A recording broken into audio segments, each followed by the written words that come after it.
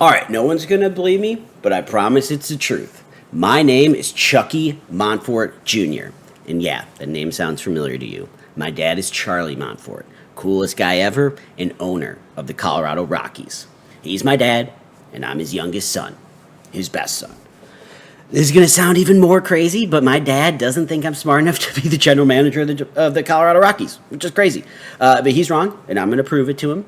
And in fact, he has agreed to let me take over as the GM of the real Colorado Rockies if I can win a World Series in OOTP 25 with the Rockies. That's right, my dad and I are going full Billy Madison. But he doesn't know that I'm awesome at this game, and it's going to be super easy for me. When I do this, my dad is going to be so happy and he's going to love me so much, it's going to be sick. Plus, this is something that my big brother Chaz could never do, and I'm going to rub it in his stupid face. If you happen to know my dad and you ask him about this agreement, he'll probably be funny and make like a hilarious joke, and he'll say something like, oh my God, I'd never agree to that. That's the stupidest thing I've ever heard of. My son is a loser and he needs to move out of the house and do something with his pathetic life because he's so funny and we just love sarcasm a lot, and he's super funny. And he definitely doesn't mean that, and there's no way I'm moving out because the house is super badass, so why would I leave it? I mean, that's ridiculous. Our house has 3 slides, 2 pools. I don't know why, if my dad didn't want me here, why would we even have the slides? Like, he says they're for Chaz's kids, but they're stupid babies. They don't appreciate them. But anyway, let's just go ahead and get this going. I'm going to document this entire rebuild on YouTube here to prove once and for all that Chucky H.J. Montfort Jr. can be a general manager for the Colorado Rockies right now.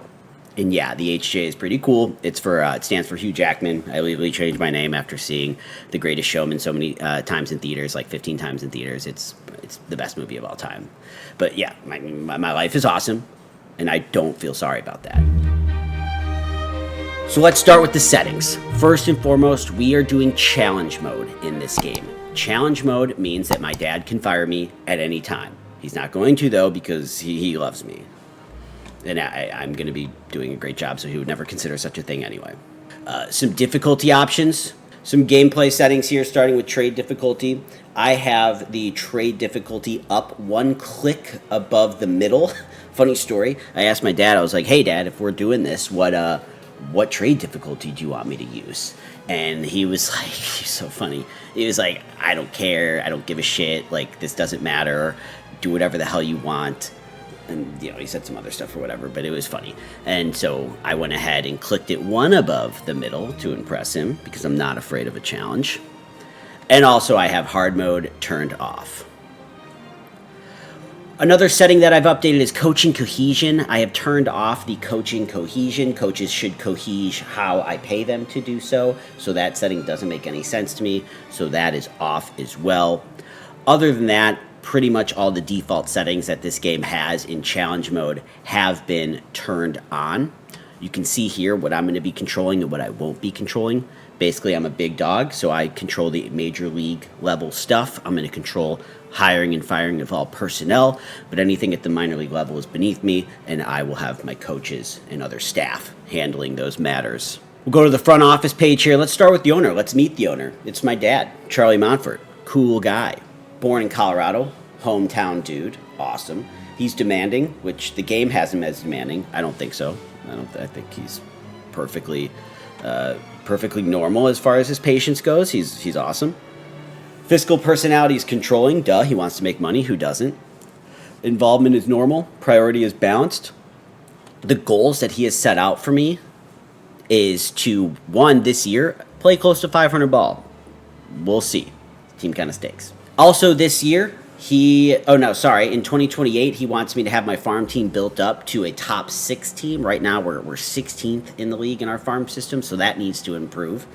By 2026, he wants us to improve our fan interest. It's pretty low at the current moment, so that shouldn't be too difficult for us to do.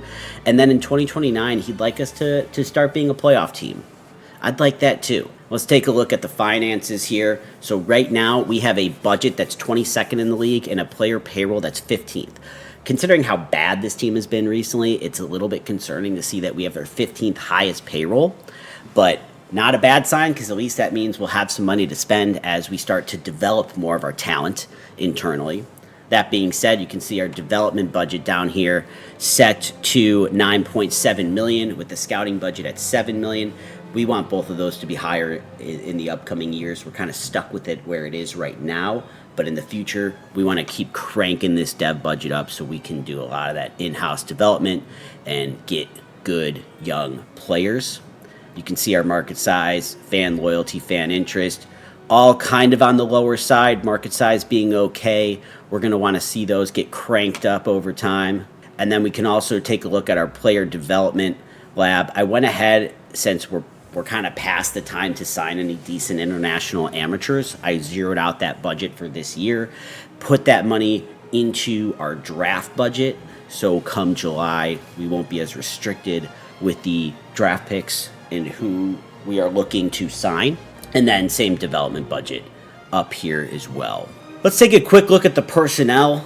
I'm not going to go crazy. I'm a nice guy. I'm not going to fire everyone and, just rehire the best options available immediately. What I'll probably do off stream here is get rid of a lot of these guys who have a poor reputation. And I think the team trainer is probably one of the most important. So I'm just going to take a look. He's outstanding at rehabbing leg injuries. Keith Duggar, really cool guy, comes over to the house a lot, loves slides. We'll let him keep his job at least for this season since he is a slide guy like myself, but he'll be on the chopping block. And I'll go ahead off stream, or off recording rather, and fire a lot of the poor reputation coaches in the organization and hire some new ones.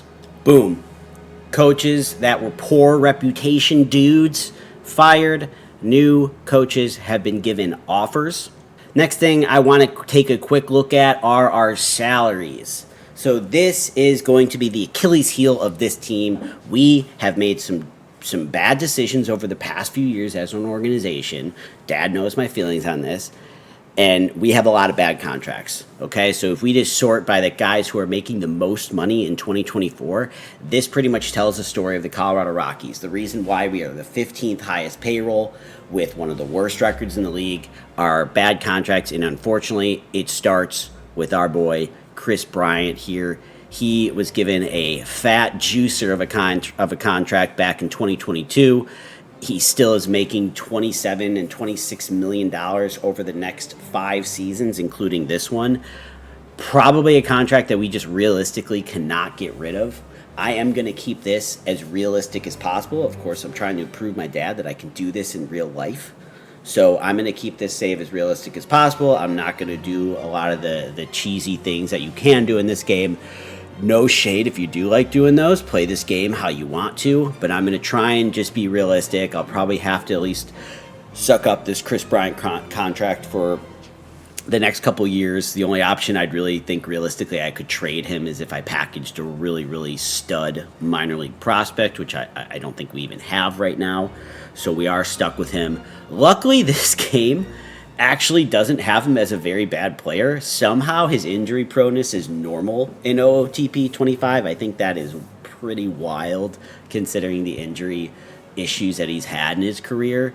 He's kind of middle of the road across the board with his batting stats, and they have him as quite a great first baseman. So luckily, he, at least this year, he'll probably continue to regress in the next few years, but luckily he won't be he most likely won't be a huge, liability on the team. Probably it may, or not probably, but possibly an even worse contract is Kyle Freeland.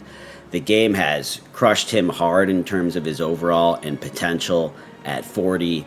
None of his pitches are above average. The only thing he really has going for him is he has good control and decent stamina. He's also an avid fisherman, which is great for him. Perfect place to live in Colorado.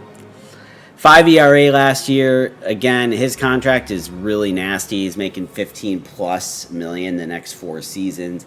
I definitely think we're going to be stuck with him probably throughout his entire contract. Maybe we'll be able to trade him in 2026 or 27 if we're lucky and eat some of that, but that's going to be problematic for the upcoming seasons as we try and lower our payroll, upgrade our development budget and scouting budget.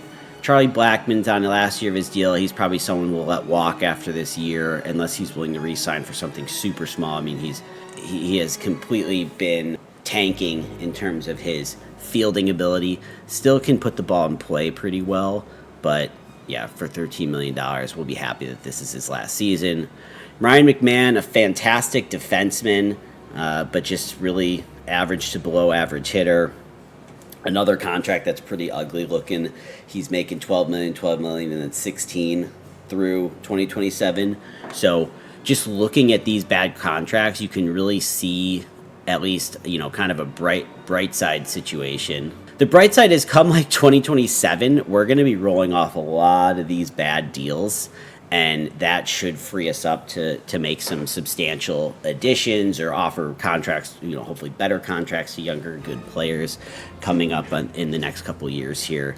The last two contracts that I'll kind of talk about, at least negatively, are Senzatella, similar to Freeland. I think the Rockies, unfortunately, in the last few seasons, unfortunately for the Rockies, they have been forever desperate for good starting pitching, and they have made some attempts to lock up young guys who they think have high potential, and it just hasn't worked out. Freeland is one example of that. Senzatella is another one. Really a below average starting pitching. His personality matches his skill set, which it does not stand out.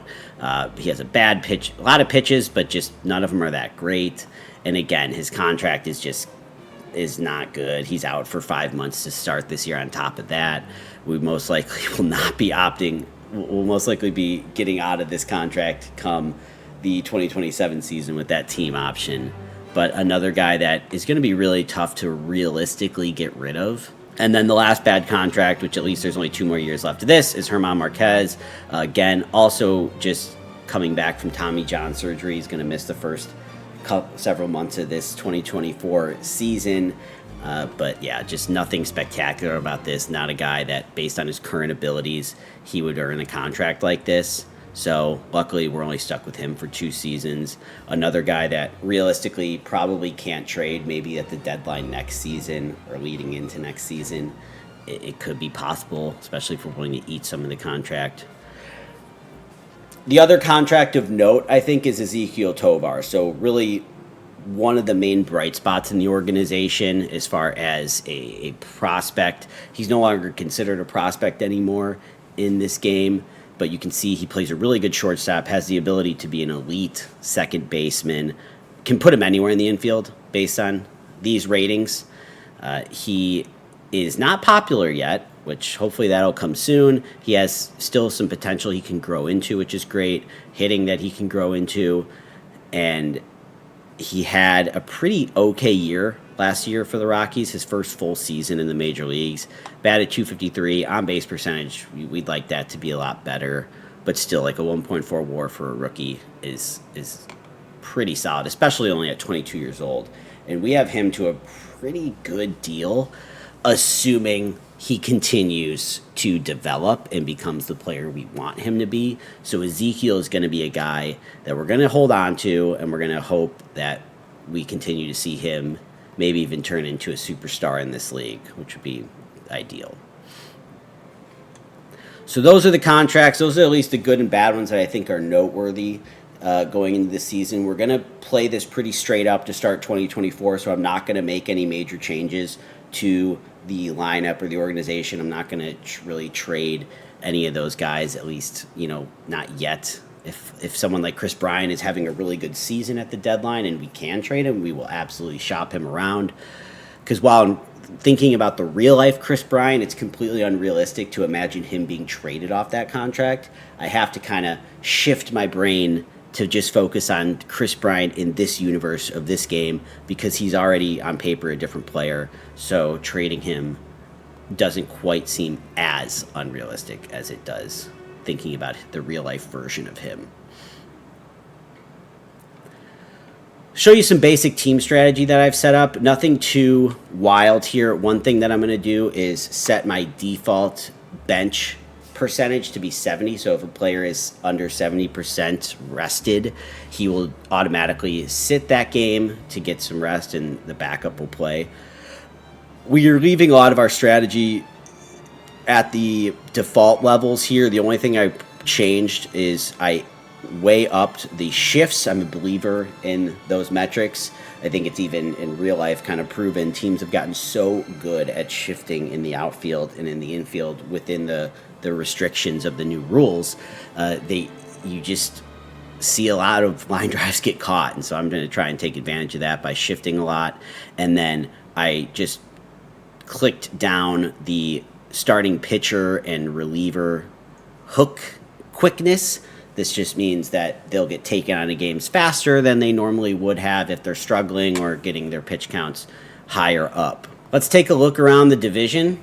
If we go to the standings here, we'll take a quick look at what's happening in the NL West. I mean, I think the big story for this, forever probably, and definitely the next several seasons is going to be the Dodgers. I easily can predict that they will most likely win the division and be World Series contenders for the next several seasons. And they're going to be a team it's going to be tough being in the same division as them, because even if we're kind of one of those fringe teams fighting for the playoffs, we most likely aren't going to have a weak enough division where 90 wins the division, because I think the Dodgers are just going to be above that. So I think for the next several seasons, the best we can hope for is wild card. But it's also all the more reason to kind of focus more on the rebuild. I'm not going to worry in the next few years of making this team a playoff team. In fact, I'd like it to be the opposite. I'd like to kind of tank, get our development budget up, get good players in the draft, international, amateur signings, that kind of thing, to just start worrying about the future. But we will have to do so with Dad's goals in mind, just so we don't get fired. In fact, we have an email from Dad here, the first email I got. That's exciting. It's a personal message from our boy Charlie, and he's saying, welcome. Thanks, Dad. But these are the same goals that we already talked about earlier, and those are the things we will have to keep in mind. The play close to 500 ball, I mean, I don't know how close is. I think our team is good enough to maybe not be a complete disaster this season, but to be honest, I kind of want us to be a complete disaster in some of the upcoming years, just so we can get the best chance possible at getting a high draft pick. All right, opening day roster. This is what our pitching rotation is going to look like to start the season. I didn't really make any changes to what the default is, because honestly, it's just bad all the way around.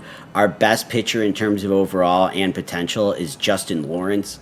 Control is okay considering he's a reliever, but still not great. That's the one kind of issue with him as far as his profile goes. Had a great season last year with the 3.72 ERA in Coors Field, which is going to be the big challenge. I didn't mention it, but Coors Field is going to be the challenge of this save.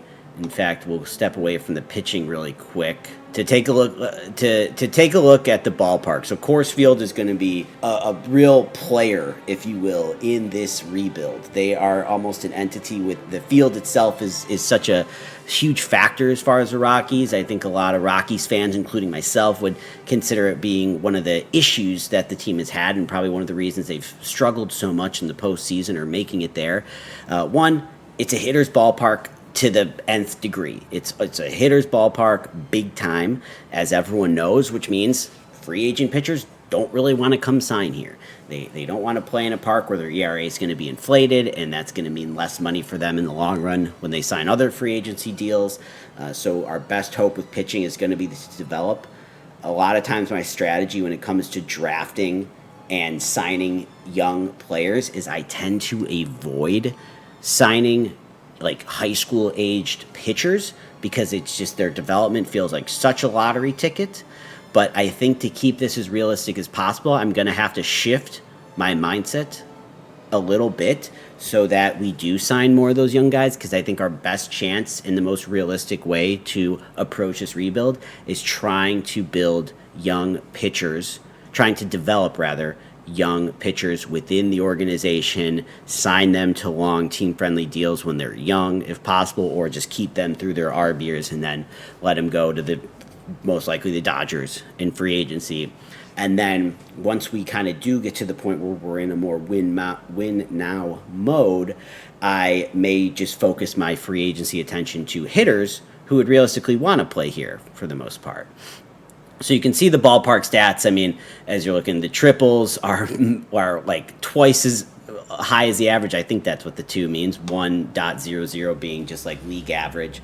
But it's a home run ballpark, it's a doubles ballpark, it's a high average ballpark. So we're going to want to build the team accordingly. We want guys who hit home runs, and we want guys who get hits. So that's going to be a big factor here. And looking at our pitching, I mean, I just don't care about any of these pitchers, so I don't have any pitch restrictions on them. The only one being Anthony Molina, because he's only 22 years old. Still, his profile doesn't look all that exciting, but I'll just limit him to 100 pitches per game.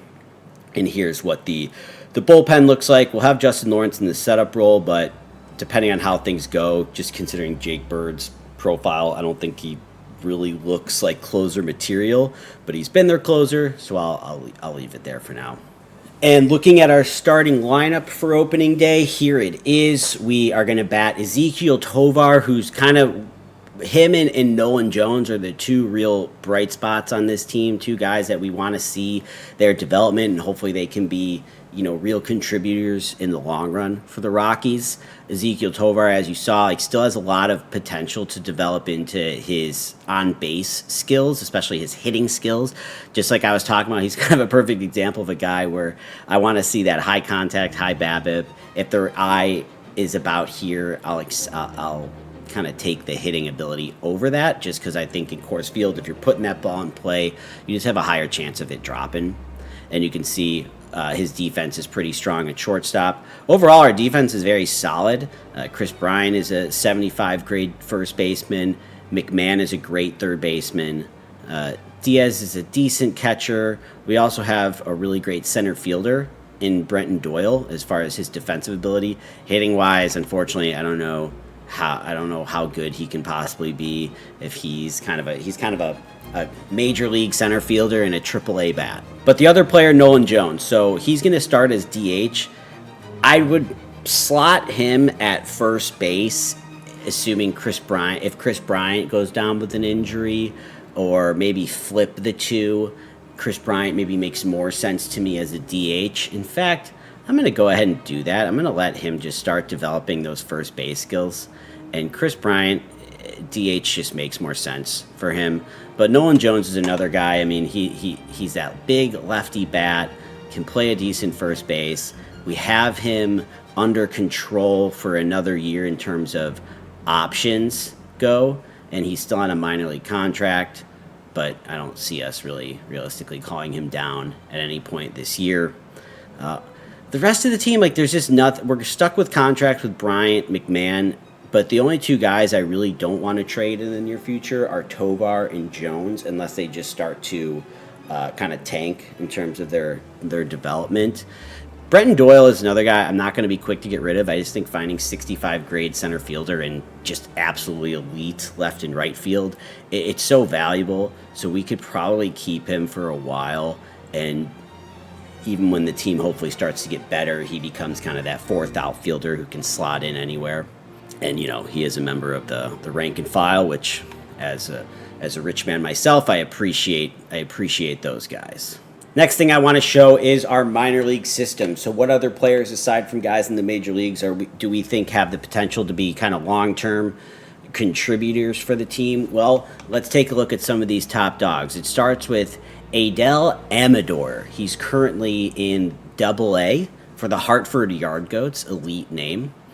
He has the potential to be a 70 overall player here with elite on-base skills. So he's not quite what I was talking about as far as guys who put the ball in play a ton, but I mean, this is a great profile. He's not got a lot of power, but if he can be a really good second baseman, maybe kind of in the future taking place of Ryan McMahon in the batting lineup.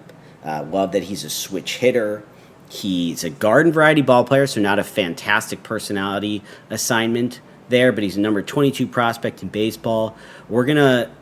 He's a guy maybe we call up. Hopefully he probably gets promoted to AAA this season, and we'll see how he does. His AA numbers last year were pretty bad, so I think it makes sense for him to start the year in Double-A. But we're not in a rush to get him in the up. He's only 20 years old, so maybe by the time he's like 22, he'll be in the league. We also have Jordan Beck, who's 22 years old. Decent player, has got some pop, can walk with that good eye, but nothing like really too exciting there because of his batting skills. Maybe he's a guy that kind of takes place of like Sam Hillard or Brenton Doyle, who's currently starting for the Rockies. But there's some decent players. Zach Veen is someone, I mean, we like all these guys who have this 50-plus potential, especially the ones who are like under 22 years old. Chase Dolander is a fun one. He's the 85th ranked prospect. He was drafted in 2023. He was a first-round pick, and he's already, just straight out of college, already has that 30 overall, which is nice. So he already developed quite a bit and could almost be major league ready at this point. We'll definitely want him probably rising the ranks, hopefully to AAA by the end of this season.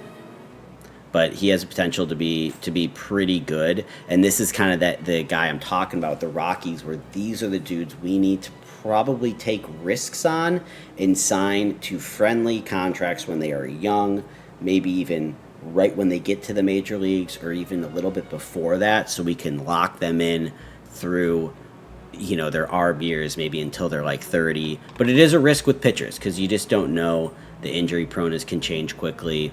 But I think those are the kind of risks I'm going to have to take with this team. And the other dude that is kind of an OOTP legend, Drew Romo, just an absolutely elite catcher in terms of his defense. And honestly, his offense is pretty solid too. I mean, this is a guy that can play Gold Glove catcher with a dude who can hit, 270 to 300 potentially in a season. I mean, in AAA last year, only 17 at bats, so maybe that's a bad mark. But in AA, he hit 254, but then was hitting really well in AAA. So this is a guy we could see kind of being our catcher. I don't want to say catcher of the future necessarily. No, I take it back. I will say catcher of the future. And he's a dude maybe even middle of this year we can consider calling up. Stallings is just nothing exciting at all. His speed is atrocious. That's one big plus with Drew Romo, is that he actually has phenomenal speed for a catcher. So I think we could actually see Drew Romo in the MLB middle of this season, either release Stallings or try and just trade him for some pennies. But that's the minor league lineup. So they actually have, I mean, we're 16th as far as our prospect pool, but it's not bad. It's really not bad. We have a lot.